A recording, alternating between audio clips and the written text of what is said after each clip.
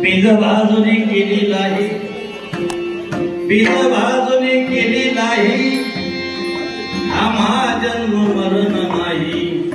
आकाराशी कैसा ठाव देह प्रत्यक्ष झाला देव. सागरेचा नव्हे ऊस आम्हा कैसा गर्भवास. आकाराशी कैसा ठाव देह प्रत्यक्ष झाला देव.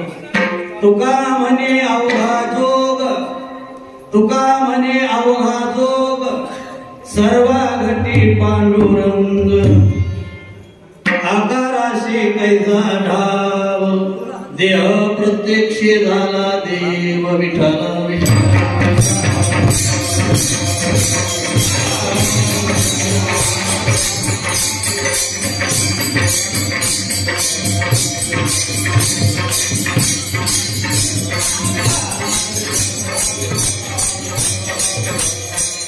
कवचरम सरोजम सांद्रजिलाकुदाभम जगन कीर्ति पाद वंदना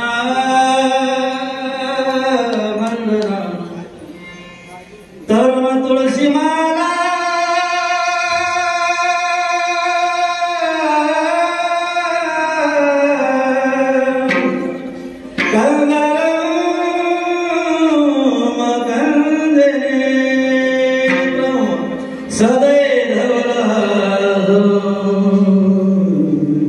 विठ्ठल परमेश्वरूपा विष्णु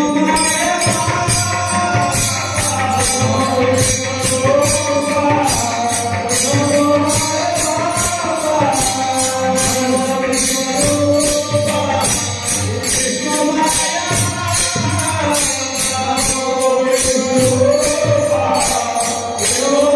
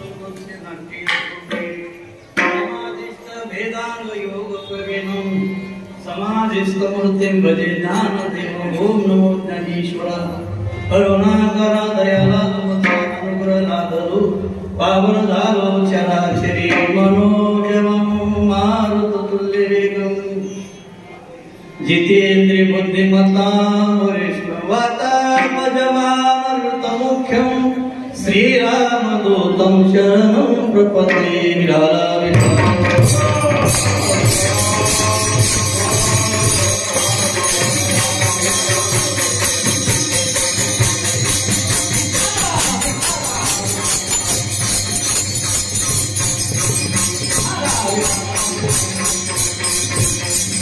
विधवाने केलेला ही आम्हा जन्म मरण नाही आकाराशी कैसा ठाव देह प्रत्यक्षी झाला देव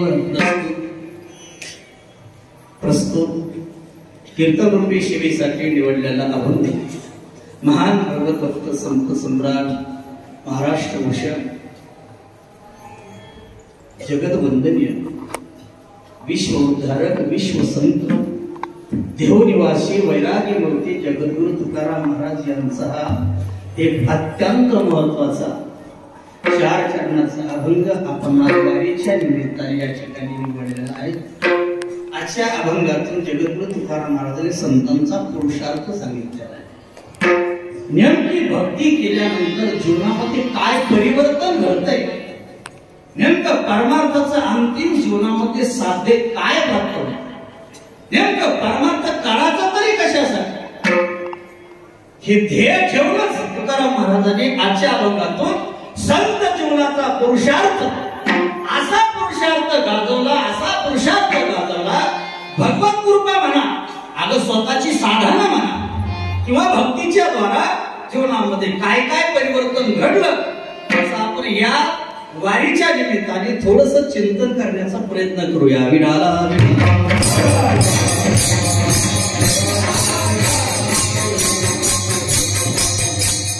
आज आपली 10वी आहे, कार्तिक वारी सुरू झालेली आहे आणि कार्तिकी वारीसाठी आपण सर्व मावळ तालुक्यातून दरमजल करत सर्व वारकरी सर्व आपल्या भागातील उत्कृष्ट कीर्तनकार प्रवचनकार गायक वादक सर्व या धर्मशाळातील सर्व पदाधिकारी सर्व कार्यकर्ते नुसते कार्यकर्ते नाही तर ते परमार्थ करून कार्यकर्ते, नुसते अध्यक्ष नाही तर परमार्थ करून अध्यक्ष आहे।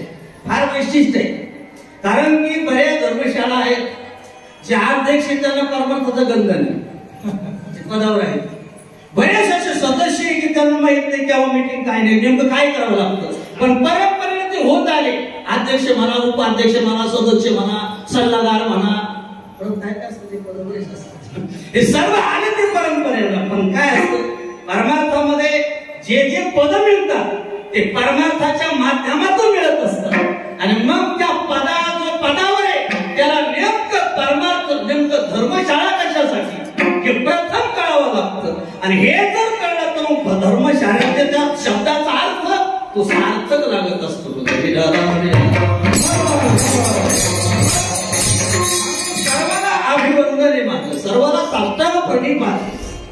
बरेचसे अध्यक्ष तिकडे बसले असतात ते पावत्या चालू, पण इथे नाही, ते अध्यक्ष समोर बसलेले असतात. आजी माझी सर्वाला धन्यवाद देतो माहिबा. आणि तुमच्या सर्वांच्या अवधानाने, कारण कीर्तनामध्ये अवधान फार महत्वाचं. कीर्तन म्हटलं की ते एकट्याच नाही, कारण कीर्तन ही साधना कशी आहे, त्यावेळेची सामुदायिक साधना केल्या जाते देवाकडे जाण्याची, त्याला कीर्तन साधना असं म्हणतात. येथे आपण वैयक्तिक काही करू शकतो, नामजप वैयक्तिक करू शकतो, पण भजन जर म्हटलं तर मग ते एकट्याला नाही बघत. तो आनंद, भजनातला आनंद उपभोगायचा असेल तर त्याला किमान 4 टाळ तरी, मृदंग वादक वीणा या सर्व जर लावणी मृदंग श्रुती टाळ घोष नंतर शेवू ब्रह्मरस या साधनेत ब्रह्मरसाची निष्पत्ती होत असते. आणि तो ब्रह्मरस एका जीवनामध्ये ठसल्या गेला, प्राप्त झाला, अनुभवात आला तर मग परमार्थाची जी अवस्था असते तेव्हा परमार्थाचं जे वर्म असतं ते वर्म जीवनामध्ये हस्तगत होत असतं. आणि त्या पद्धतीने परमार्थाची वाटचाल चालू राहत असते. आणि एकदा वाटेला लागले माणसं की मग एक ना एक दिवस मुक्कामाचं ठिकाण येत असतं. पण प्रथम आता वाट धरली पाहिजे. वाटेला लागलं पाहिजे. बरेचसे माणसं वाटेला लागत नाही, वाटेला लागलेल्याची वाट लावतात. बरेचसे माणसं वाट लावणारे भरपूर आहे, पण वाट्याला नाही लागत ना. ही वाट गोमती वैकुंठाशी जाता. वाट फार सोपी आहे, वैकुंठापर्यंत नेणारी ही वाट आहे, पण वाट लावता कामा नाही, सरळ वाटेला जावं. बघा मोडून या वाटा सूक्ष्म दुस्तर किल्लारा जे भार चाले. या सर्व वाटा सूक्ष्म असतील, दुस्तर असतील, कठीण असतील, जीवाला झंपणाऱ्या नसतील, पचणाऱ्या नसतील, या सर्व वाटा साधू संतांनी या युगामध्ये आल्यानंतर नेमकं तुकोबारायचं कर्तव्य तरी काय, नेमकं नाथ महाराजांचं कर्तव्य तरी काय, तुकोबारायचं नाम करायचं येण्या देवाने पाठवलं तरी कशासाठी, या लोकांना या संत महात्म्याला या ठिकाणी पाठवल्या गेलं कशासाठी पाठवलं. शिवाजी राजांचा अवतार कशासाठी, तुकोबारायचा अवतार कशासाठी, संत महात्म्याचा अवतार. जेवढे संत तुमच्या आमच्या समोर आहेत अभंगाच्या द्वारा, एवढ्या संतांना देवाने होऊन पाठवलं. याचं कारण काय असेल तुकोबारायचं येण्याचं?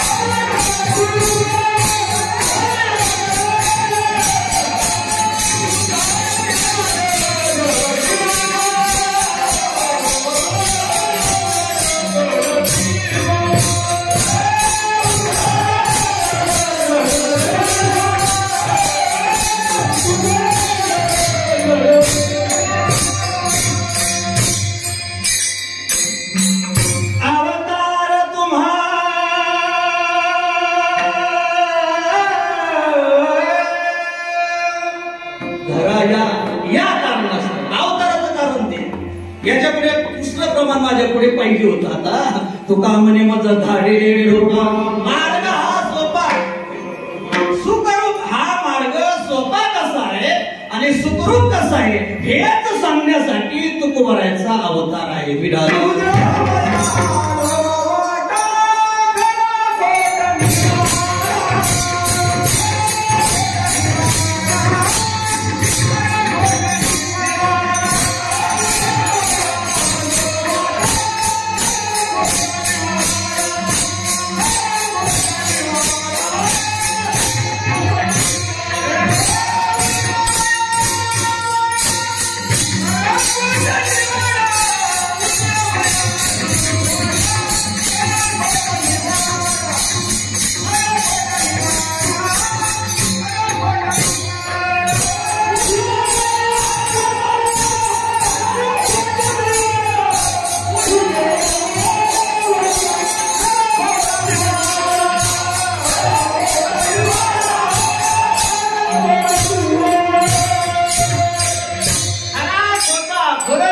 जगामध्ये. खोटं काय, सत्य काय, मिथ्या काय, नीती कशाला म्हणतात, धर्म कशाला म्हणतात, सुख काय आहे जगामध्ये, दुःख कशाला म्हणतात, निंदा, स्तुती, मान, अपमान, या ज्या गोष्टी आहेत या गोष्टी सांगण्यासाठी संत महात्मे इथे आले. येण्याचं कारण ते सर्वांचं मुद्दाम देवाने पाठवलं. याचं कारण आहे तुकाराम महाराज आले तुम्हाला सन्मार्ग दाखवण्यासाठी, नामदेवराय आले भक्ती सांगण्यासाठी, ज्ञानोबाराय आले ज्ञान समजून देण्यासाठी, नाथ महाराज आले सर्व जरी प्राप्त झालं बाबा शांतता राहा जरा. बरं, ज्ञानेला सांगितलं शांती धर जरा, वैराग्य ज्याच्याकडे वैराग्य असेल त्याला सांगितलं जरा भक्ती कर. भक्ती विना वैराग्य शोभा पावत नाही बापा. वैराग्य असेल विरक्ती वाचून काही ज्ञानाशी तगडे इथं काय मला सर्व कीर्तन करायचे. आता वर्षी गर्दी कमी, 2-4 वर्षापूर्वी गर्दी असते ना, त्या गर्दीमध्ये एका मनुष्याला त्याला चालावं लागत नाही. गर्दी शिरायचं काम इकडे यायचं असं इकडे येते ते स्टँड करतात. गर्दी असते ना ते न म्हणता माणसं चालतात. तसं इथं शब्द टाकला की सर्व प्रमाण आहे. काय प्रश्न नाही, सर्व कीर्तनकार आहे. काय म्हटलं आपण? विरक्ती वाचून काही. हा, विरक्ती वाचून काही ज्ञानाशी तगडीची नाही. विरक्ती नसेल ज्ञान नाही शोभा देत. विरक्ती काय करते माणसाला, तर माणसाला ती असं लवचुंबकासारखं असेल नरम करते बघा ती विरक्ती. तर ज्ञानाचा स्वभाव असा आहे, ज्ञान आलं की ज्ञानाने अभिमान वाढला जातो. तसं ज्ञान येत नाही ना, आणि अभिमान आला की ते ज्ञान देवापासून दूर करतं. अभिमानाचं स्वरूपच आहे की देवापर्यंत न जाणं यालाच अभिमान म्हणतात. ज्ञानी लोक अभिमानी होत असतात. नित्यात नित्य ज्ञाने अभिमान वाढते. अभिमान वाढणारं ठिकाण असतं ही साधनाच अभिमान वाढणारे असते. पण ज्ञान काय असतं, ज्ञान मिळवणं जेवढं कठीण तेवढं ते पचवणं फारच कठीण आहे. ज्ञान कोणलाही होता येतं, अभंग कोणलाही पाठ करता येतो, पण अभंग जर पाठ केलं तर त्याचा जेवढा भाव कळला पाहिजे. कारण अर्थ वेगळा असतो, त्यातला आशय वेगळा असतो, त्यातला भाव वेगळा असतो. कारण नुसता अर्थ नाही, त्या अर्थाचाही भाव कळावा लागतो. नेमकं महाराजाला सांगायचं काय, ज्ञानोबाला त्या ओवीमध्ये सांगायचं काय, त्यातला भाव कळावा लागतो. म्हणून विद्वान लोक शब्दाचे तुकडे करतात. विद्वान लोक शब्दाचे तुकडे करतात, शास्त्री लोक. पण वारकरी त्यातला भाव शोधत असतो. भाव विढाला विढाला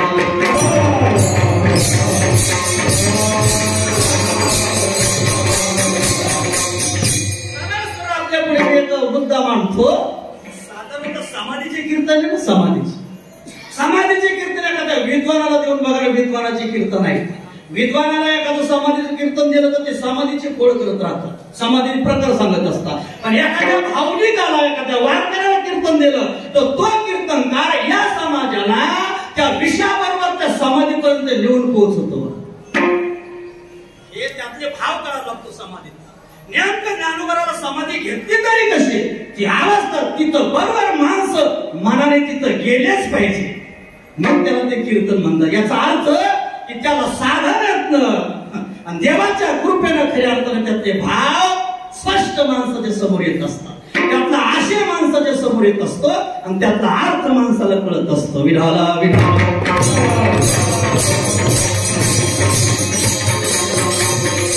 शांती कशाला म्हणतात, नाथ महाराजांनी सांगितलेले. भक्ती कशाला, किती भक्ती सोपी असते, किती सोपी. सोपी भक्तीपेक्षा सोपं काही नाही, पण भक्तीपेक्षा अवघड आहे दुसरं काही नाही. संभ्रम निर्माण होतो असं जीवनामध्ये. काही अवघड समोर आले काय करावं काय करावं.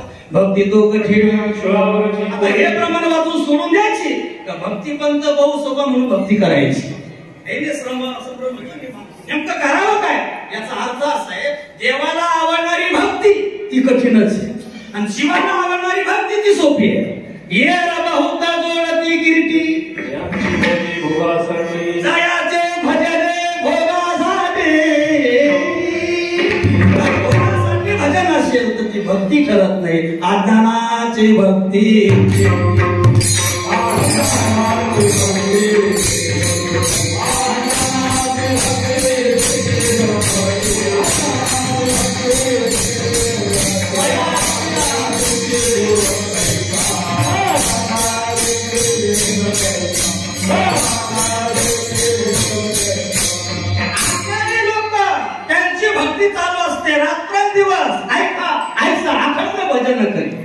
गानो हे क्षण भरी आघावीने गावैद्वारे आवे तैशी मला चालूच आहे भक्ती नाही असं एक दिवस सुना जात नाही राजा भजन करण्याविषयी पण भजन त्याचं यथार्थ ठरत नाही भोगासाठी भजन असतं त्याच्यामुळे ती जीवाची आवडीची भक्ती पण देवाला आवडणारी भक्ती भक्तीचे देव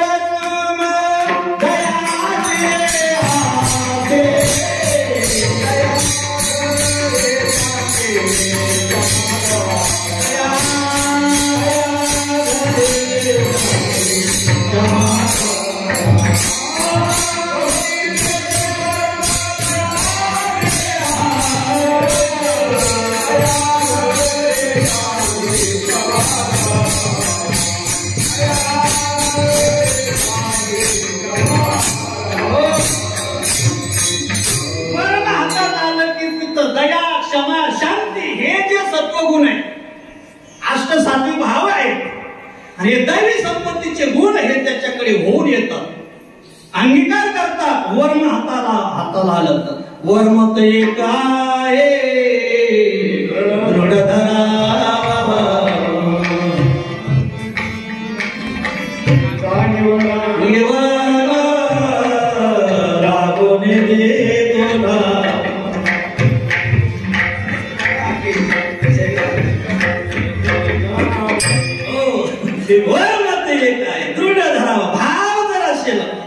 भक्ती ठरते आणि भावाच्या व्यतिरिक्त ती भक्तीची क्रिया ठरते विडाला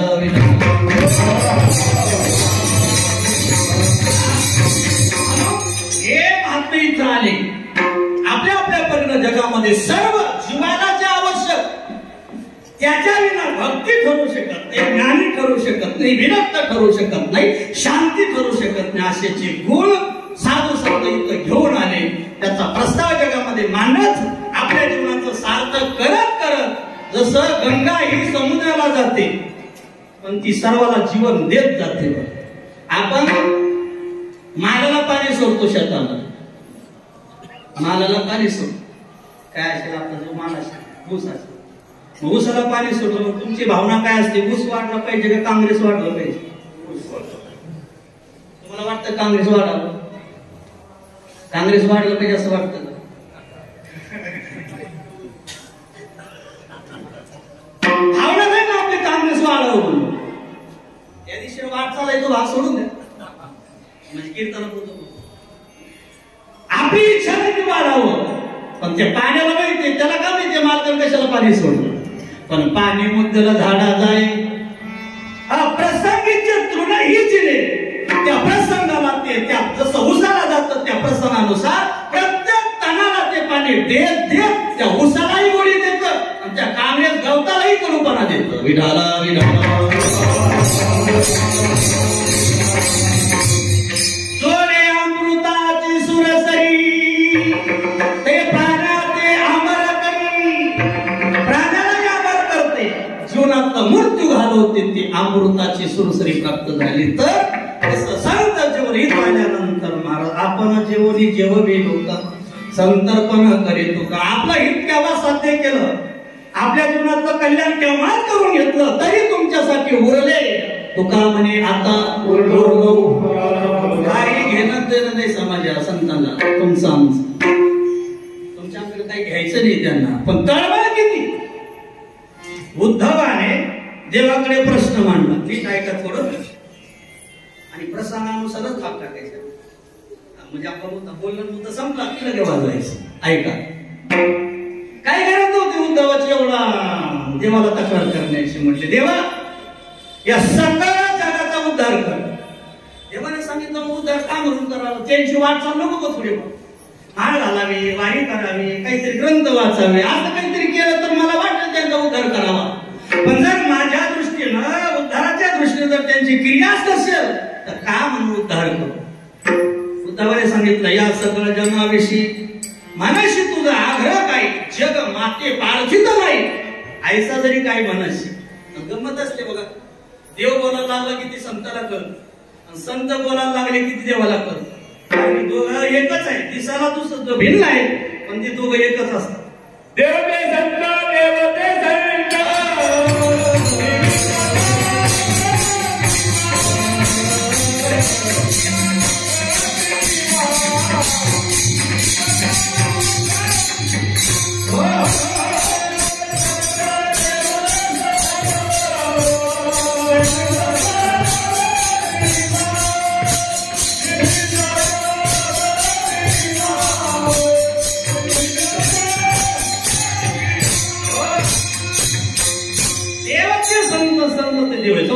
जास्त विषय लांब जाईल, दोघं एक आहेत म्हणून एकमेकाचं कळत असत.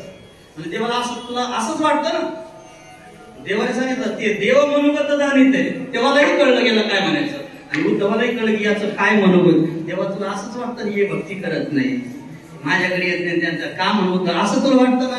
म्हटले हो उद्धवा. देवा असे एक आंधळ मनुष्य रस्त्यानं चालला आणि खड्ड्यामध्ये पडला. देवाने सांगितलं अरे अरे अरे पडायला नको होता, पण आता आंधळ असल्यावर पडणारच नाही. अरे पडला ठीक आहे, मग कोणी नव्हतं का तिथं, बरेचसे लोक धावून आले. मग काढल्यानंतर मग काय इथं कोणी नव्हतं का आंधळा खड्ड्यात पडला.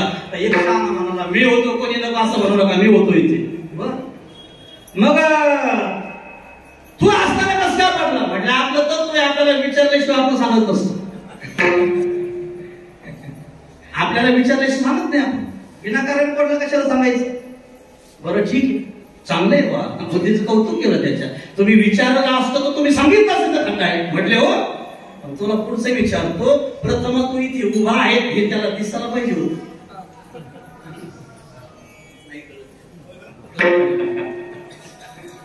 तो इथे तू उभा आहे हे त्या आंधळ्याला दिसायला पाहिजे होतं.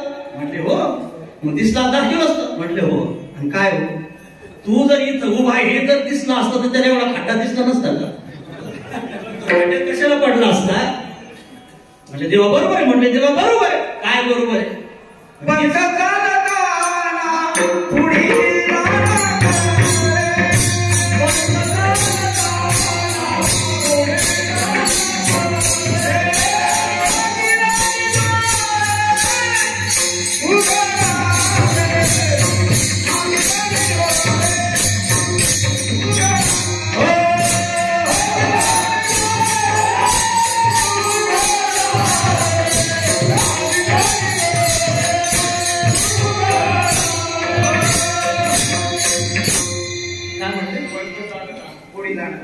पंथ चालताना आता पुढे ऐका.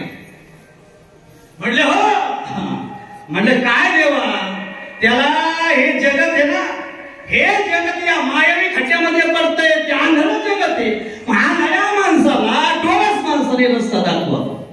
आंधळा अंध गोपी पडता ते खजिने लावावे सदपथा, केवी ज्ञानांद दुःख बुडता, उद्धाव्या तत्वता पार्थित जे.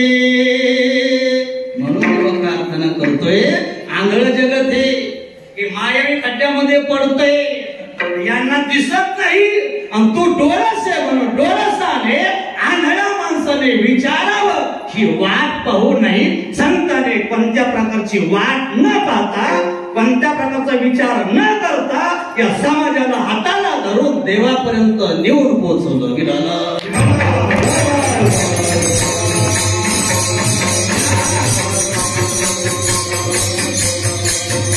आणि ते करत असताना पुरुषार्थ साध्य केला महाराजांनी. या विश्वातून जर आपण खऱ्या अर्थाने विचार केला, असा निरीक्षण केलं, विचारांती असं तत्व जीवनामध्ये समोर येत असतं. ऐका, जिथं आकार आहे तिथं विकार हे अनिवार्य असतातच, ते स्वीकारावेच लागतात. कारण जिथं आकार असतो तिथंच विकार असतो, जिथे आचरण असतं तिथेच खऱ्या अर्थाने जीवनामध्ये विचार असतात. आकार आहे ना, मग तो विकार ठरलेलाच आहे. मन नावाची संकल्पना स्वीकारली की मनाचे विकार अनिवार्य आहे. प्राणाची चेतना जोपर्यंत जिवंत असते तोपर्यंत त्या प्राणाचे विकार अनिवार्य आहे. जोपर्यंत शरीर आहे, शरीराचं तादात्म्य आहे, तोपर्यंत शरीराचे विकार अनिवार्य आहेत. ते नाही म्हणून चालणार नाही, ते तुम्हाला भोगावेच लागणार. इच्छा असो अगर नसो बघा. विठाला विठाला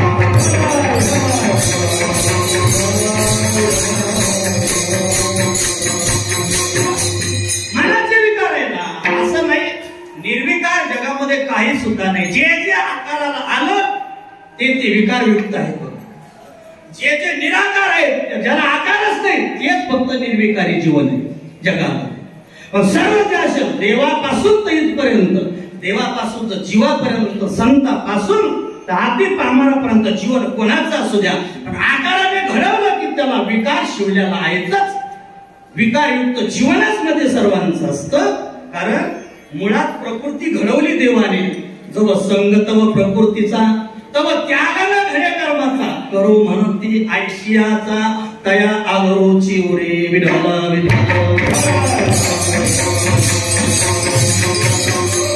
आता जन्म मृत्यूच्या सोहळ्या ना मनोची धनंजया जिया परी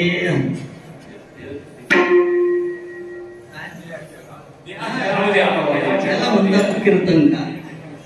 देहाचे लावालिया जन्म मृत्यूच्या सोहळ्या. थोडं थांबा येत तुम्ही कुठून बघा.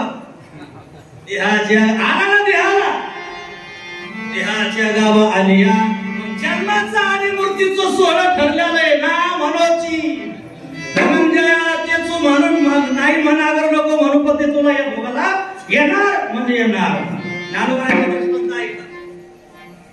जो बांधून हातपाय बांधले रथामध्ये गाडीमध्ये टाकला आणि टाकल्यानंतर म्हणायला लागला की मी आळंदीला येणार नाही. त्याच्या मनाला काय अर्थ नाही. जो बांधून हातपाय जो रथी हातीला न चालता जाय दिगंता जगी. तसंच या ठिकाणी तुम्हाला देह मिळाला मग कर्म म्हणून चालणार नाही. ते तुम्हाला भोगावंच लागणार. मग देहाचे विकार वेगळे आहेत. कारण आली आकार अवघेनासे अवघेनासे आली आकार अवघेना क्षणभंगुर येथील पसारा क्षणभंगुर येथील पसारा आली आकार अवघेना आकाराला आलो म्हणजे नसणार. आकाशाला येणं झालं नाही. येतात ते ढग जातात ते ढग. आकाश येत नाही आणि आकाश जात नाही. जन्मात तो देह आणि मरतो तो देह. आत्मा कधी मरत नाही. न जायते म्रियते वा कदाचित् नायं भूत्वा भवितवान भूयः अजो नित्य शाश्वतोऽयं पुराणो न हन्यते हन्यमाने शरीरे. अरे देह जाणारा असतो. आत्मा कधी जात नाही. आत्मा कधी येत नाही. आत्मा कधी वाढत नाही आणि तो कधी कमी होत नाही. आता देहाबरोबर आत्मा वाढला असता तर नाकातनं कानातनं तो बाहेर आलाही असता. पण त्याला वाढ नाही म्हणजे आकार नाही. विठाला विठाला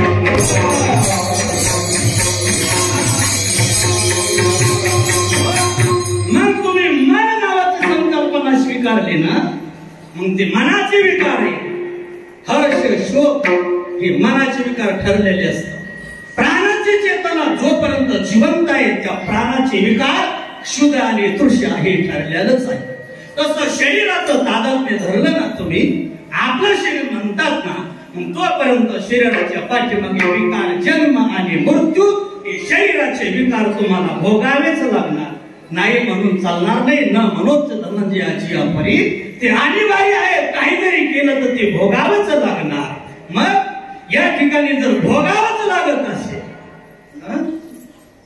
समोर येतच असेल महाराज आकाराचं विकार आहे. संत महात्म्याच्या जीवनामध्ये भक्ती याच्यासाठी केली. परमार्थ तर साध्यच ती आहे जीवनामध्ये खरी आहे. परमार्थ याच्यासाठीच करावा. तुका म्हणे एका मरणेची सरे उत्तमाची कीर्ती याच्यासाठीच परमार्थ कीर्तीही राहिली पाहिजे आणि मरणही चुकलं पाहिजे. दोन्ही चुकलं पाहिजे. कीर्तीवर उपयोग नाही. कीर्ती भरपूर लोकांची असते पण मरतात तसे त्यालाही मूल्य असते. मरण खऱ्या अर्थाने त्याला मरण खरं मरण कशाला म्हणतात. स्थूल देहाचा सूक्ष्म देहाचा जोपर्यंत संबंध सुटत नाही तोपर्यंत हे सामान्य मरण असतं. पण अंतःकरणातले समूळ वासना नष्ट करणं ती समूळ वासना जोपर्यंत नष्ट होत नाही तोपर्यंत मरण सार्थकी लागत नाही. आणि असं मरण मात्र एखाद्या पुरुषांच्या वाट्याला येतं. एरवी ते कोणाच्या वाट्याला येत नाही. कोण कसं मरत सांगताच येत नाही महाराज. कारण की हरिभक्त सुद्धा घाटामध्ये मरतात. असं मरण असं जीवनामध्ये का घात धाकिल्या घटीचा दिवा या रीती बांधावा दिवा जसा माय कळत नाही तसा महापुरुष महात्मा देवाला आवडणारा भक्त कसा प्राण सोडतो हे कळत नाही. विधाला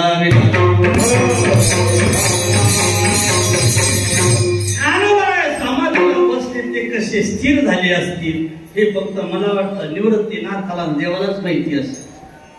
ते कसे बसले असतील, देवाने कसा त्यांना स्पर्श केला असेल, देव कसे तिथून उभा राहिले असतील, कसं त्या देवाला तिथून बाहेर कसं पडावं लागलं असेल. साधारणतः मृत माणसाचा प्रेत जरी उचललं तर घरातल्या नातेवाईकाला ती जाऊ देऊ वाटत नाही. त्याच्या संग निघतात काही लोक, त्या प्रेताला आलिंगन देतात, त्याला धरतात, त्याला आवडतात. मेलेल्या माणसाला इथं तर मायबाप ब्रह्माचं ते सर्व त्या ज्ञानोबाराच्या जीवनामध्ये ज्ञानोबाराची तुकोबाराची कृपा त्यांच्यावर, भगवंताची कृपा त्यांच्यावरती, निवृत्तीनाथांचा सर्व प्रसाद त्यांना लाभलेला आयुष्यात. सर्व प्रसाद त्यांना लाभला. निवृत्तीनाथाचा प्रसाद ज्ञानोबाराला लाभला, खेचाराचा प्रसाद नामदेवाला लागला, चैतन्य बाबाचा प्रसाद तुकोबाराला लाभला. हा प्रसादाला नाथ महाराजाला जनार्दन स्वामींचा प्रसाद लाभला. या प्रसाद जीवन प्रसन्न करूनच जीवन हे देवापर्यंत गेले. कसं देवाला वाटलं असेल, पण देवाला माहिती होतं इथपर्यंत जीवन त्यांचं स्थिर झालं. यालाच म्हणतात खऱ्या अर्थाने कैवल्य जीवन. कैवल्याचा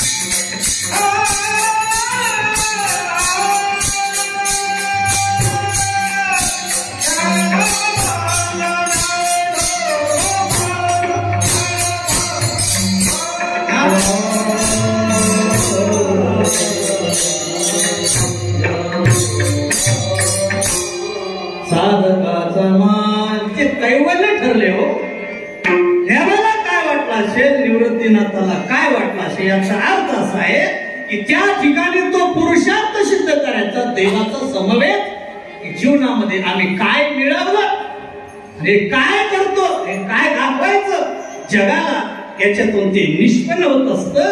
कारण की आकार जरी असेल, आकाराला जरी विकार असतील आणि विकार जरी जगामध्ये जर सर्वाला विकारच लागत असतील, याच्यातून जीवन कसं वेगळं करता येईल, त्याचं जगामध्ये कसं दर्शन घडवण्यात जाईल, कसं जीवन आदर्श ठरेल, त्या जीवनाचं कसं लोक मार्गदर्शन घेतील आणि कसं जीवनामध्ये उद्धाराचा मार्ग शोधतील, हे ज्ञानवरायांच्या सात सर्व संतांच्या जीवनामध्ये फार मोठी क्रांती जीवनामध्ये घडवलेली आहे. ती क्रांती घडते कशी आहे तर निष्काम भक्ती केल्याने.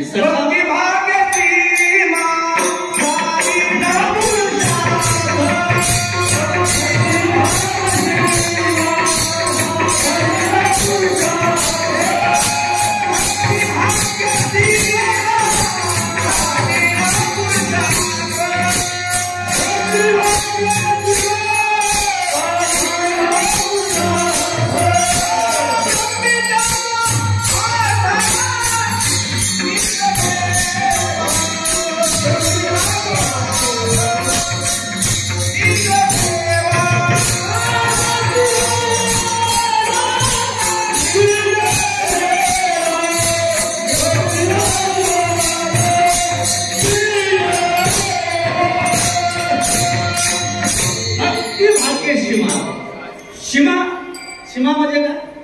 आपल्या तालुक्याची सीमा कुठपर्यंत आहे? आपल्या तालुका मर्यादा आहे ना, सीमा आहे. तसं ही सीमा आहे भक्तीची, बाकीचे पुढे काही नाही. पण तो पुरुषार्थ आहे, पंचम पुरुषार्थ झाले ही खरी भक्ती शक्ती. कळसापर्यंत तो का म्हणे मुकुट म्हणे हरिभक्ती, ही हरिभक्ती शेवटची. पण कशी? निष्कामाता, निष्कामासा भक्ती सकामाता नाही.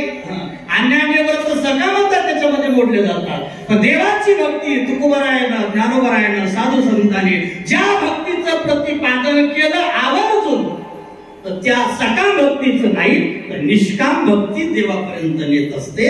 कारण भक्ती करत असताना एक व्यभिचारी भक्ती होते, दुसरी अव्यभिचारी भक्ती होते, तिसरी निष्काम भक्ती होते आणि चौथी सकाम भक्ती होते. सकामामध्ये सर्व जीव मोडल्या जातात. म्हणजे सकामामध्ये इच्छा धरून केलेलं क्रिया विणाला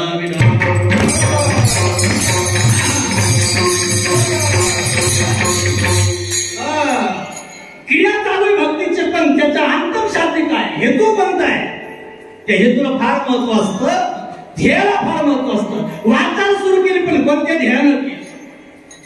परमार्थाला माळ घातली ठीक आहे, आता माळ घातल्यानंतर सुद्धा काहीतरी ध्येय ठरवावं लागतं पुढे. नेमका घरातून बाहेर पडला पिशवी घेऊन हे ठरवावं लागेल की नाही, जायचं कोणत्या गावात. असं मोकार फिरून जमत नसतं. तसं मोकार भक्ती उपयोगाची नाही, व्यभिचारी भक्ती उपयोगाची नाही. बघा वेळ कमी आपल्याकडे, आपल्याला काय संसार आहे तेवढाच आवडतो आणि परमार्थही तेवढाच आवडतो. परमार्थ आवडला नसता तर एवढे लोक इथे आलेच नसते.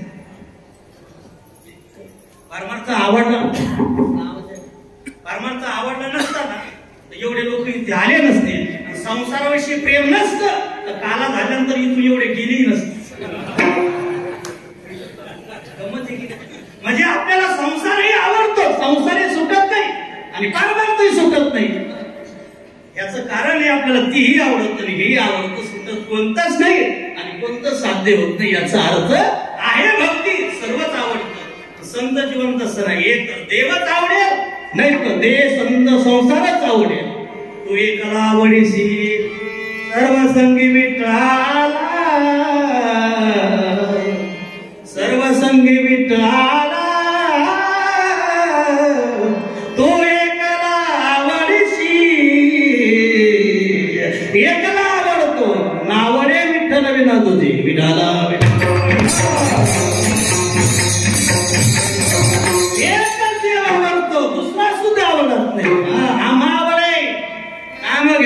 पंढरीची वारी आहे माझ्या घरी, सर्व एक आवडतं बघा. जीवीची जीवा प्रेम भावाची भावा, तुझं वाचून केशवा आणून आवडे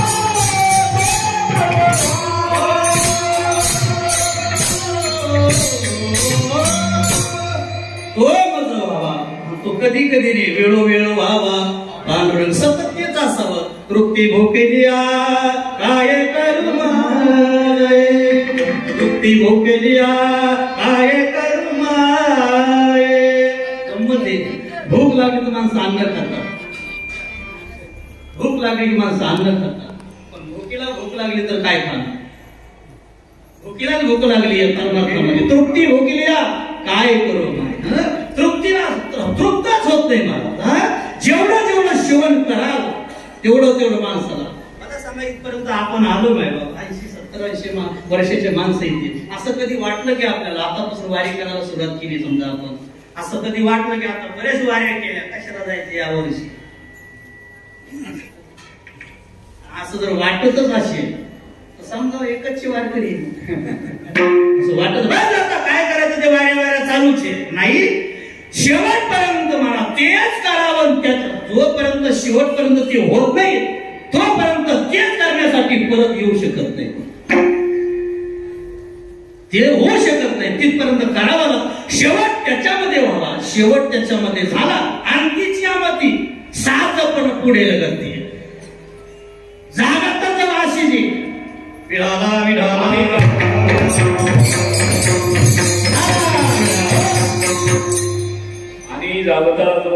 जागृत असताना जे तुम्हाला स्मरण होतं ते स्वप्नामध्ये येतं म्हणजे स्वप्नातला सुरुवात जागृतातली शेवट स्वप्नातली सुरुवात तसंच या ठिकाणी म्हणून जीवनामध्ये शेवट व्हावं शेवट झाला तर तेच करण्यासाठी माणसं येत असतात संत येत असतात जाऊ द्या पुरुषार्थ साध्य केला या दृष्टीनं निष्काम भक्ती करून पुरुषार्थ गाजवला क्रांती गाजवली काय क्रांती गाजवली भक्तीनं काय केलं काय जीवनामध्ये साध्य केलं त्याचं उत्तर पहिल्या चरणात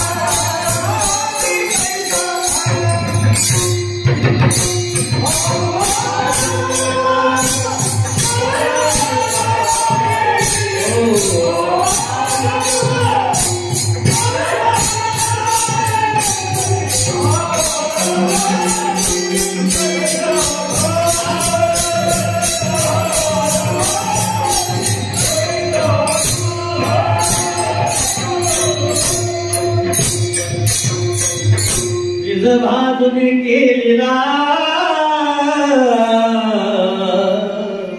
वीज भाजून केलेला साधारणतः दृष्टांत येतो पण साधारण तरी बोलत विशेषतः त्याच्यातून बाहेर पडते बघा यालाच मोठ्याचं बोलणं म्हणतात नाही तर मग काय डोंगर पोखरा मंदिर काढ बोलावं पण रसभरीत बोलावं बघा अल्पाक्षरम असम दिग्धम सार्वत विश्वतोमुख काय गंमत एक एक शब्द जर बघितला आपण तर विश्वाचं सार त्याच्यामध्ये संतांचे प्रमाण संतांच्या प्रमाणाचा संतांचा वाङ्मयाचा विचार केला तर वेदांतीला किती महत्व एका उकाराला किती महत्व एक काना जरी असेल त्याला किती महत्व एक काना घ्या उकार घ्या शब्द घ्या कारण की ते विचारपूर्वक बोललेले जे विचारपूर्वक बोलल्या जातं ते जीवनामध्ये विचार करायला लावते जे अनविचाराने बोलले जातात त्याचे विचार समाप्त होतात बघा विडाला एक अक्षरामध्ये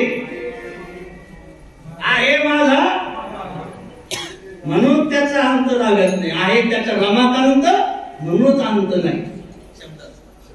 एक शब्द बहुसार उपकाराची राशी. शब्द म्हणजे उपकारच करतो नाही, याच्या पुढे आपण शब्दाची काय धन. आम्हा घरी धन शब्दाची तरतले, शब्दाची येते पूजा करू विडाला विडाला. अगदी छोटस अक्षर आहे बघा, अल्प अक्षर आहे बघा, पण असंख्यम सर्व विश्वतोमुखम, सर्व विश्व त्याच्यामध्ये सूत्रम सूत्रम विदो विदो. हे सूत्र असतात, छोटेसे सूत्र असतात बघा. वेदातले म्हणा, श्रुतीतले म्हणा, पुराणातले म्हणा, ब्रह्मसूत्र 10 उपनिषद आहे त्यातले मंत्र अति छोटे असतात. अनु रेणू या महत्व मैया. अनु रेणू, अनु आणि रेणू. अनु कशाला म्हणतात, रेणू कशाला म्हणतात? बरं चाललं ना, नको जास्त उसाला बरं आक्रमण. काय बोलू अनु आणि रेणू. अनु म्हणजे सकाळच्या वेळेला खिडकीतून प्रकाश बाहेर येतो आणि त्याच्यामध्ये जे फिरताना दिसतात का त्याला म्हणतात अनु. आणि एका अणूचे ज्यावर 100 तुकडे करतात त्यावर त्यातला एक तुकडा म्हणजे त्याचा झाला परमाणु. विडाला विडाला. आता किती सांगायचे अनु रेणू, पण हे कुठे लावलं? अनु रेणू महत्व महिया. हे अणुपेक्षाही लहान आहे आणि आकाशापेक्षाही मोठा आहे परमात्मा. हे तिथं सांगायचं. अनु रेणूया ठोकरा, अनु रेणूया ती सूत्र इथं बसतं. म्हणून आपण म्हणतो ना महाराजांचा गाथा म्हणजे उपनिषद आहे, म्हणजे 10 उपनिषद आहे त्याच्यामध्ये. वेदा काय प्रमाण आहे बघा त्याच्यामध्ये. वेदाचा तो अर्थ, अर्थही ग्रहण करून या. आठवड्यात बघा 2 मिनिटं थांबतो. विढाला विढाला.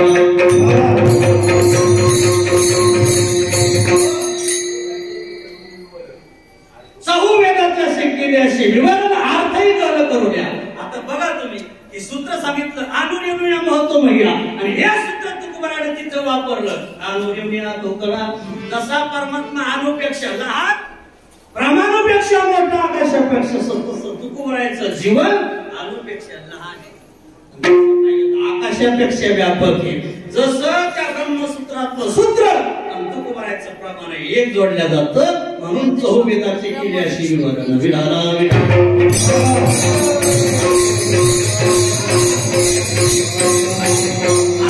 सूत्रबद्ध बोलणं असतं. म्हणून बोलत असताना, प्रवचन कीर्तन करत असताना कायम माणसाने सूत्रबद्ध बोलतो. 2 तास नाही बोलता तरी चालेल, 1 तास बोला, पण सूत्रबद्ध बोलावं. सूत्रबद्ध जर बोललो आपण तर ते समाजाला ठसल्या जातं.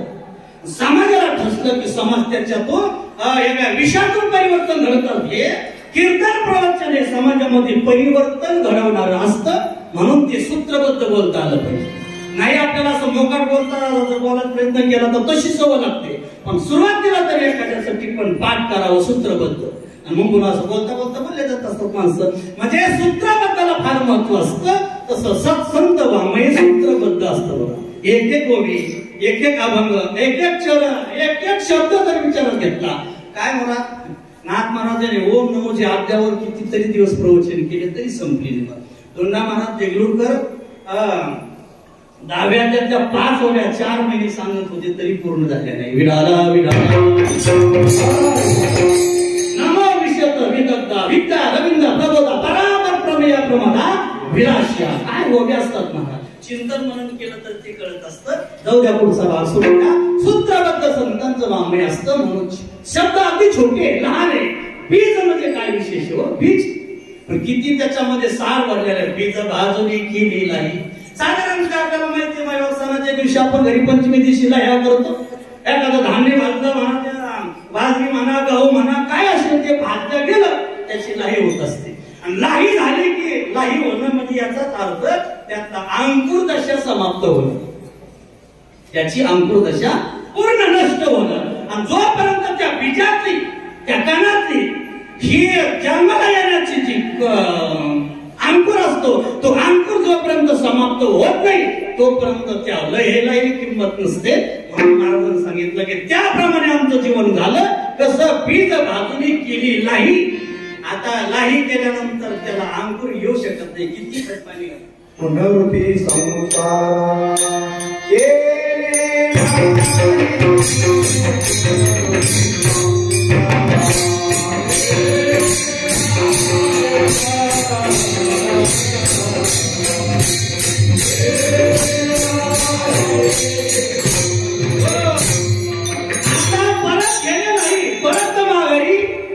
नाही, म्हणजे निर्माण होणं नाही. तिथं बीज भाजलंय, जळून गेलं, अंकुर समाप्त झाला. त्या बीजाचा, त्या कणाचा, त्या धान्याचा. तसं आमच्या जीवनामध्ये ही क्रांती आम्ही घडवली की त्याप्रमाणे आम्हा जन्म मरण नाही, जन्मही नाही आणि मरण नाही, असं महाराजांचा सिद्धांत फार महत्वाचा आहे. 10-5 मिनिटं चिंतन करूया आपण. जन्म आणि मरण नाही, म्हणजे आकार आहे ना, तिथे विकार आहे, पण विकार समाप्त झाले, सर्व गेले, नष्ट झाले. वासना समूळ गेली आणि वासना ही समूळ खंडून काढावी तरीच गोसावी. हे सर्व समाप्त झालं. महाराज बोलतात जन्म नाही आणि जीवनामध्ये मरण नाही. मला वाटतं जन्म मरण कळण्याच्या अगोदर मला वाटतं जन्म कळावा. जन्म कळला तर बरं कशाला समजून सांगायचं. पहिला जन्म कळला पाहिजे. जन्म झाल्यानंतर मला सांगा, आपला जन्म झाला, जीवाचा जन्म झाला. जीवा जन्म झाल्यानंतर जन्माकडे ज्या भावनेने पाहतो, जन्माचं जसं स्वागत करतो तसं मरणाचं स्वागत केलं का? मरणाचं कोणी स्वागत नाही ना. त्या सकारात्मक भावनेने त्या जसं त्या जन्माकडे पाहिलं जातं तसं ते मरणाकडे नाही ना पाहत. मरण काहीतरी समजत नसतं. सूत्र मांडल्या जातं, ते सर्व दुःखाचा प्रसंग, रडणं फिरणं सर्व चालतं. ते नाही जेवढं तो मला सांगा, जन्माला आले तरच मरणार आहे ना.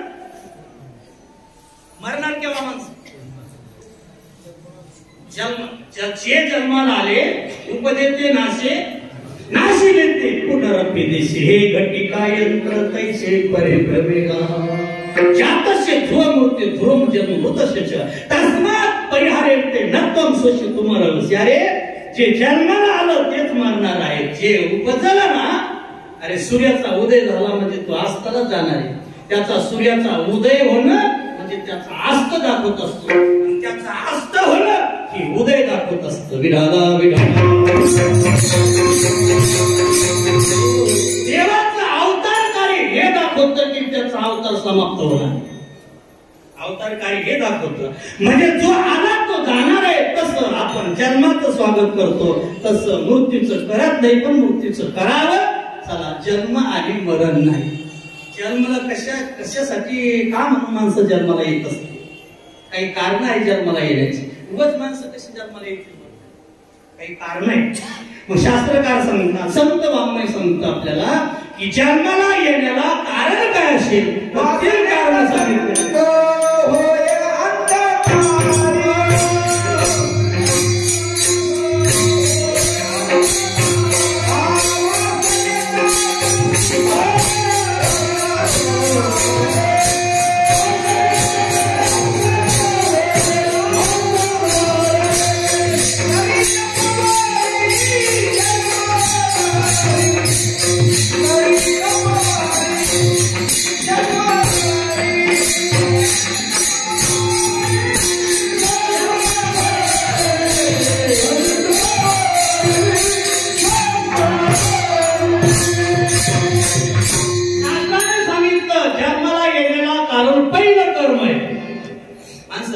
जन्माला येतात. आगा कर्मजी वरावे तैते सुखी दुःखी फळावे तया ते भोगावया यावे. कर्माचा जन्म आहे. कर्माचे प्रकार आहे. कर्म आहेत माणसाच्या जीवनामध्ये. एक न्याय कर्म आहे, दुसरं विपरीत कर्म आहे, तिसरं पाप कर्म आहे, चौथं पुण्य कर्म आहे, सहावं शुभ कर्म आहे, पाचवं आणि सहावं अशुभ कर्म आहे. ऐका, न्याय कर्म काय करतं जीवनामध्ये? न्याय कर्म माणसाला न्याय मिळवून देत असत. विपरीत कर्म माणसाच्या जीवनामध्ये विक्षिप्तता निर्माण करत असत. विपरीत म्हणजे संभ्रम निर्माण करतं. हे करावं की ते करावं, स्थिरता प्राप्त होत नाही. आता हे आहे ना, मोबाईल म्हणा, विज्ञान म्हणा, हे विपरीत कर्म आहे. या विज्ञानाने, या तंत्राने माणसं चंचल बनवले. या मोबाईलनं माणसं जीवन चंचल झालं होतं. विज्ञान माणसाला चंचल बनवतं आणि अध्यात्म माणसाला स्थिर करतं. माणसं स्थिर झाले ना काही ठिकाणी, याचं कारण त्याला अध्यात्माची जोड आहे. अध्यात्माची जोड असल्याशिवाय, ज्ञान प्राप्त केल्याशिवाय, खरं खरं जगातलं सार कळल्याशिवाय माणसं स्थिर होत नाही. अशी वरवर जर माणसं फिरत राहिले तर माणसं चंचल बनतात. अहो, जे मोबाईल पाहतात ना रोज, ते सुद्धा स्थिर राहत नाही. असे रोज पाहतात, फिरतच राहतात बोलतो. आणि ती असं एक कल्पतरू आहे महाराज या जगामध्ये. मोबाईल कल्पतरूचं नाव दिलं, काही त्याला बोला ते प्राप्तच होणार नाही. काही बोला, काही पण तुम्हाला जे इच्छू नाही त्याच्यात मिळतं. फक्त तुम्ही उघडा ते, आणि उघडल्यानंतर त्याच्यामध्ये खतारे मारा. 10,000चा, 20,000चा, 25,000चा, 50,000, जेवढा असेल तेवढं त्याच्यामध्ये सर्व आहे. महाराज, टीव्ही पाहायची गरजच नाही, थिएटर मध्ये जायची गरजच नाही, क्रिकेट पाहायला मैदानावर जायची, तिकीट काढण्याची, जे लागेल ते इच्छिले ते फळ देत. जे इच्छा असेल ते कल्पतरू खाली फळी ती मागी तरी जे इच्छा करू. तुका म्हणे आम्ही जे इच्छा करू.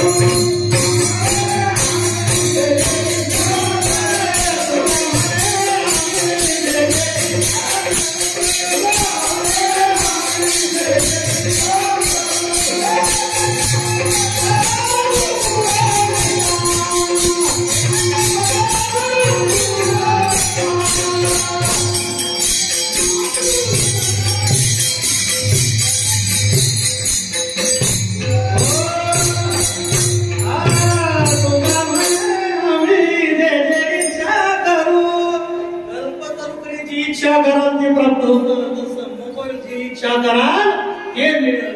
ते कल्पतरू मिळालं तर जीवनातली आशा इच्छा समाप्त करत. हे मात्र एक एक एक वाढतच राहत. याला उघडलं की डोळ्यावर परिणाम, नाकानावर परिणाम, वेळेचा अपव्यय. अरे राम राम, काही शिल्लक राहत नाही. जे माणसं मोबाईल मध्ये अडकले असे ज्ञान झाले ते मला डोकं चालत नाही द्यायचं कशामध्ये. आपल्याला सर्वांना विनंती, मला थोडं पाहा, त्याला जास्त काय मोबाईल येणं जाणं महत्वाचं आहे. एवढं बघा त्याच्यामध्ये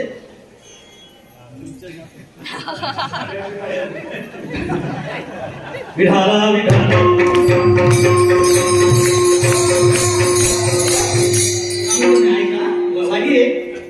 बरेच हरिभक्त मंडळी आहेत. मोबाईल मध्ये गाथा कधी ठेवणं, मोबाईल मध्ये ज्ञानेश्वरी कधी ठेवणं, त्याचं कारण सांगतो मी आपल्याला. आपल्याला ग्रंथात सेवा घडली पाहिजे, मोबाईलची नाही घडली. ग्रंथ हातातून गेले ना. आता मोबाईल कुठे पडतो आणि कुठे पडतो म्हणजे तुम्ही कीर्तनात काय करणार, ज्ञानेश्वरी काढणार, अभंग काढणार, तितक्या पुरता खिशात घालणार, लग्न पण जाणार, संडासला जाणार, कुठेही पडणार. म्हणजे तुम्ही ज्ञानेश्वरीच्या गाथ्याचा अपमान केला का आदर केला.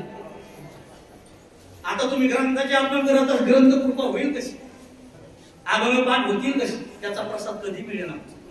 म्हणून स्वतः एक पिशवी वापरायची. पटापटेला पटे ती पिशवी संघ वापरा ग्रंथ. महाराज आम्ही काय सांगू आता, आपलं जीवन कशावर सांगू. आम्ही अभ्यास करत असताना गीता असेल, ज्ञानेश्वरी असेल, असे 4-5 तास आम्ही असं नगरपालिकेची लाईट राहायची, त्यात रोडला फिरायचो आम्ही. ते पाठ ग्रंथ असे, ते ग्रंथ घेऊन त्या ग्रंथाची सेवा घडली. ग्रंथाची कृपा आमच्या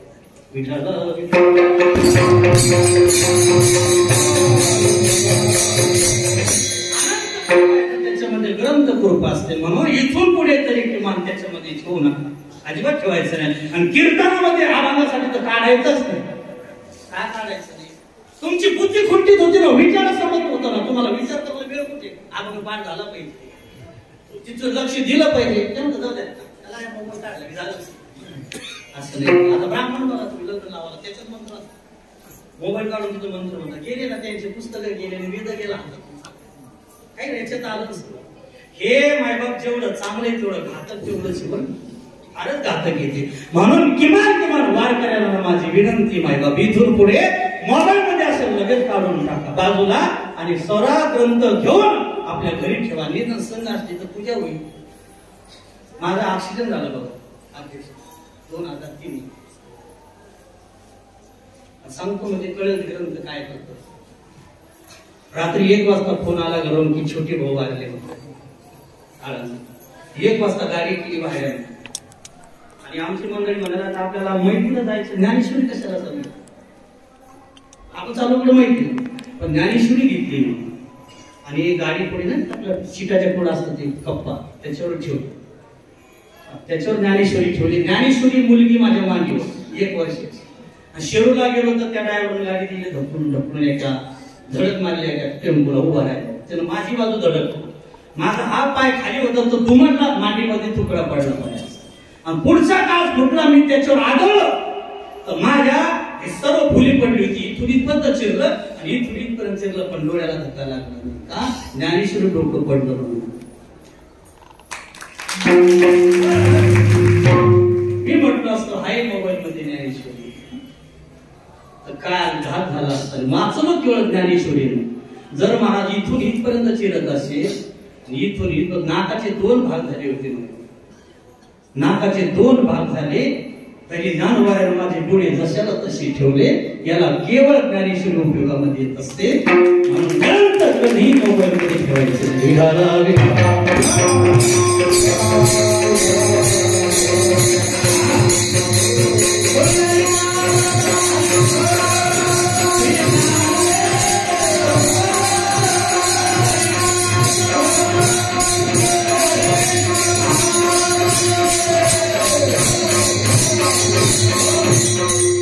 महाराजांनी आपल्या जीवनामध्ये पुरुषार्थ सांगितलं. याचं कारण आहे की कर्म आमच्या जीवनामध्ये नाही. कर्माने जन्म होत असला तरी परंतु अनंत प्रकारचं कर्म हे विक्षिप्त जीवन बनतं. स्थिर करत नाही. विपरीत कर्म, न्याय कर्म, शुभ कर्म, अशुभ कर्म, पाप कर्म आणि पुण्य कर्म याच्या जीवनामध्ये पुण्य कर्म करा जीवनामध्ये वृद्धगतीला जा. पाप कर्म करणार तर तुमची अधोगती होईल. शुभ कर्म कराल तर जीवनामध्ये देवापर्यंत ती पोहोचल्या जाईल. अशुभ कर्म घडेल तर जीवनामध्ये अपघात होत जातील. म्हणून जीवनामध्ये कर्म करावं. संतांनी सांगितल्याप्रमाणे गीतेचा हेतूच एवढाच आहे. गीतेचा एवढा महात्व केला 700 श्लोकाचा. त्याला कारण फक्त कर्म समजून सांगितलं. कर्माचा त्याग नव्हे. कर्माचा त्याग सांगितला नाही तर कर्माची रीत सांगितली. तेज उपाधी युद्ध करीते प्रकृती करविल तुझ कडोनी कववती पारता परसुने गीता रुचते ममता कावरे. मग तो बदला मोह विरसला संशय नुरना खरो करे कृतात झालो प्रसाद तवा तुझे वचन मज मान्य हरे. तेज उपाशी अरे कर्माचा त्याग करू म्हणतो. कर्माचा त्याग होणार नाही. फक्त त्याची रीत समजून घे. कसं कर्म करावं. ब्रह्मार्पण ब्रह्महवित ब्रह्माग्नो ब्रह्मणाहुतम ब्रह्मवचन गंतव्य ब्रह्मकर्म समाधीन एतरोषी यदशनाशी यज्जोषी तथा जे जे करायचं ते फक्त हरीला समर्पित म्हणून कर. हरीला अर्पण बुद्धीनं समर्पण भाव जर ठेवला तत्व समर्पण करावं. फळ समर्पण करावं. वस्तू समर्पण कराव्या. जेवढ्या वस्तू असेल त्या देवाला द्यावं. बघा काही लोकांनी वस्तू दिल्या तर काही लोकांनी तत्व दिलं. बघा विठाला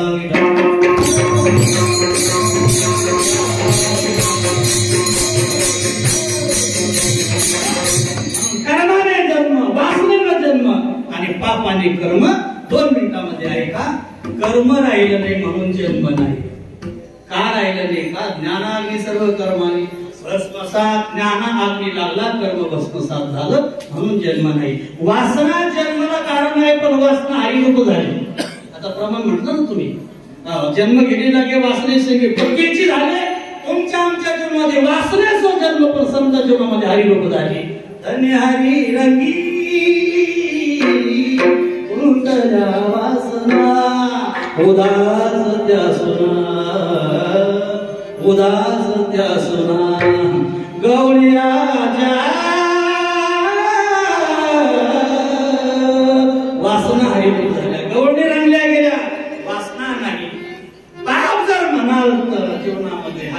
सतत चालू आहे, म्हणून पाप निर्माण होत नाही. पाप नसल्यामुळे जन्म नाही, वासना हरिरूप झाल्यामुळे जन्म नाही, कर्म ज्ञान अग्नीनं दग्ध झाल्यामुळे कर्म नाही. म्हणून महाराजांनी पुरुषार्थाने सांगितलं, बीज बाजूने केली नाही आम्हा जन्म मरण नाही.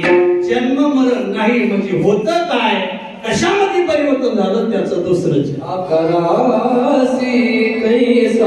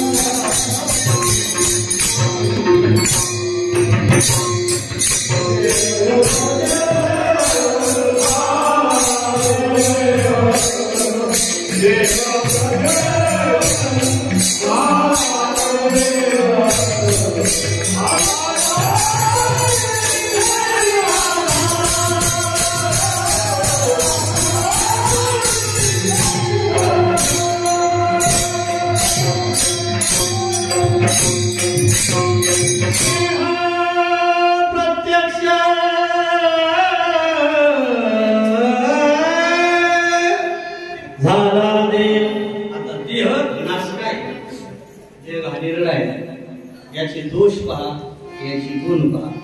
पण हा देह प्रत्यक्षात देव झाला. कोणी देहाला देव केलं, ते कशाच्या माध्यमातून केलं, आणि देह नाश काय तो कसा देव होतो हा विषयीच पूर्ण करूया. साखरेचा नवीन कंटेनी मोबदला त्याच्यामुळे पुढे जाणं नाही. हनुमंतरायचं म्हणजे हो मग प्रश्नच नाही. लगेच विठ्ठल विठ्ठल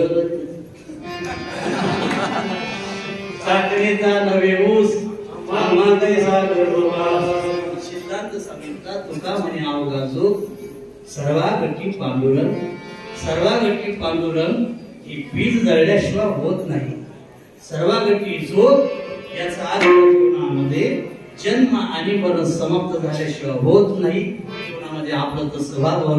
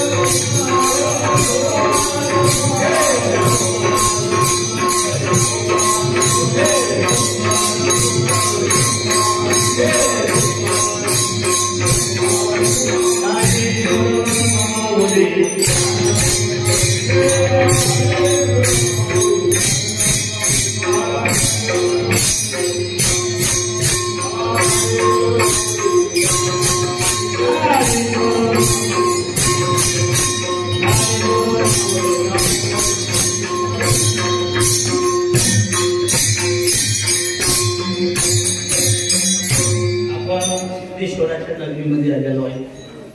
ज्ञानोबरायाच्या नगरीमध्ये आता स्थानक पण आहोत आपण सर्वांनी. तुकोबाराला जसं ज्ञानोबराला आवडतात तसे ज्ञानोबराला तुकाराम फार आवडतात. तर कोणाचं भजन करा सर्वांनी.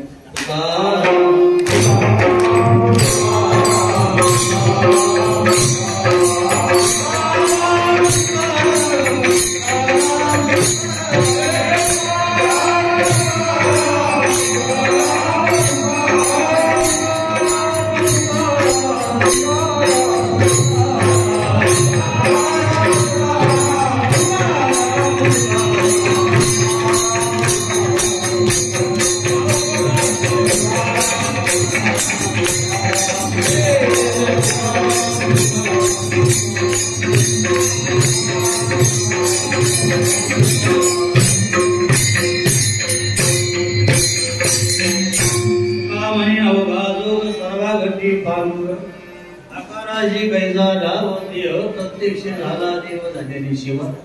भगवंताचे चरणी माता घेऊन पुरुष वर्ग, सर्व वारकरी, सर्व धर्मशाळेतील अध्यक्ष, उपाध्यक्ष, सर्व पदाधिकारी सर्वांचे चरणी सेवा करून जाऊया आणि या ठिकाणी शिबिरा पूर्ण गावकरी